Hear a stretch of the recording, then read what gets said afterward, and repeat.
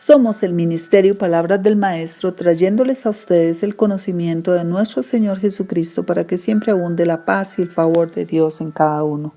Soy Mayra Mora y nuestro tema es la oración. Y en esta ocasión vamos a analizar la oración si es tu voluntad. Esa frase que usamos o que han usado mucho las personas al final de la oración. La mayoría de las oraciones mueren al pronunciar esa frase, si es tu voluntad. Y hemos pasado esa oración condicional de generación en generación, sin preguntarnos si la frase es doctrinalmente apegada a la palabra de Dios. Muchos siguen repitiéndola porque creen que eso es humildad, el respeto a la voluntad desconocida de Dios, o peor aún, a la malentendida soberanía de Dios. Esto lo usa la gente que no sabe cómo explicar las oraciones sin respuesta y creen que Dios decide todo al dedillo o según se le ocurre y que Él no lo rige su misma palabra y que tiene tanto poder para incluso hacer a un lado su misma palabra. Y se basa en Mateo 26:39, asegurando que si en Getsemaní Jesús finalizó su oración con esa frase, pues nosotros también debemos hacerlo.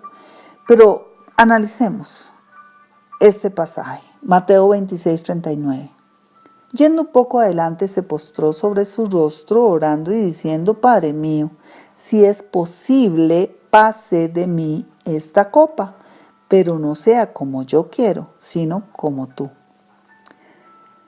Sin embargo, Jesús sí conocía la voluntad de Dios. Él sí entendía que debía morir.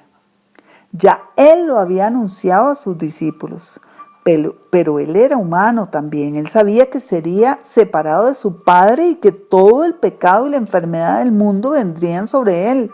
Él comprendía que sería horrible y doloroso. Su espíritu quería, pero no su alma. Él no estaba luchando contra la voluntad del Padre, sino contra su carne.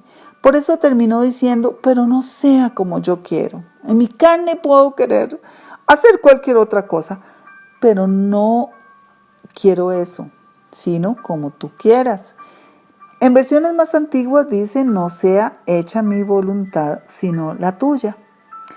Eso es muy diferente a la frase repetida por generaciones: si es tu voluntad, porque esa oración la hacen sin conocer o sin saber cuál es la voluntad de Dios, y Jesús lo hizo sabiendo cuál era la voluntad de Dios.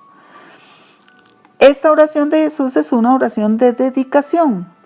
Si usted sabe que está haciendo la voluntad de Dios, pero le está siendo muy difícil llevarla a cabo, la oración es: no sea hecha mi voluntad, sino la tuya.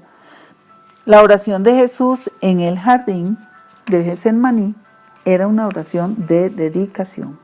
Era una oración contra la carne. Así que cuando usted pase por una situación dura en la que usted quiere dejar todo, luche contra su carne y busque lo que dice la palabra de Dios al respecto. Cuando la voluntad de Dios no es conocida, muchos cristianos prefieren terminar la oración diciendo: si es tu voluntad. El problema es que eso es un arma de doble filo. ¿Puede usted asegurar que si la oración no es contestada es porque Dios no quiso? Bien podría ser que el enemigo está frustrando esa oración, pero como esa oración nunca tiene buenos resultados, lo que parece es que Dios no quiere nada bueno para sus hijos, porque nunca se los da. Recordemos que la palabra de Dios es la voluntad de Dios y en ella encontramos las respuestas. Tenemos que buscar la voluntad de Dios para saber cómo orar. Además, el Espíritu Santo nos guía a toda verdad y sabemos que si somos ovejas de su prado, todas sus ovejas escuchamos su voz. Generalmente necesitamos más tiempo para indagar cuál es la voluntad de Dios en una situación no descrita en la Biblia. Por eso muchos cristianos han preferido echar a la suerte su petición, terminando con: si es tu voluntad. Suena muy espiritual, pero es la frase de una oración sin conocimiento bíblico ni tiempo de búsqueda a Dios. Orar con versículos bíblicos es orar la voluntad de Dios. Sabemos que si la Escritura dice que por su llaga fuimos sanados, eso ya fue hecho y fue dado en la cruz. Esa es la voluntad de Dios para todos, ya que no hay registro de que Jesús le dijera a alguien que no era voluntad sanarlos, o que esperara para recibir una lección, o que diera tiempo a que el propósito de Dios se cumpliera.